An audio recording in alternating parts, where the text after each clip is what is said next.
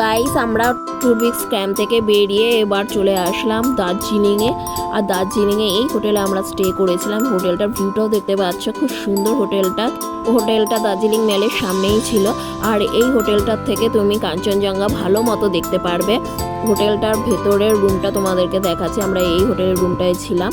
এখানে সব রকম ফেসিলিটি রয়েছে আর বাথরুমও দেখতে পাচ্ছ। এখানে বাথরুমের নানা ধরনের ফেসিলিটি রয়েছে। আর এছাড়াও এখানে আর একটা ফেসিলিটি রয়েছে, সেটা হচ্ছে খাবার দাবার। এখানে তোমরা অর্ডার করেও খাবার দাবার নিতে পারো। এটার রেটটাও দেখতে পারো। নানান ধরনের থালি সিস্টেমও রয়েছে খাবারের, বাট আমরা এখান থেকে খাইনি, আমরা খেয়েছিলাম বাইরে থেকে। তারপরে আমরা এখান থেকে চলে গেলাম মেলের ভিউটাও দেখতে পাচ্ছ। তখন অন্ধকার হয়ে গেছিলো বলে কিছু আমরা শপিং করতে পারিনি, বিকজ এখানে 7টার সময় সব কিছু বন্ধ হয়ে যায়।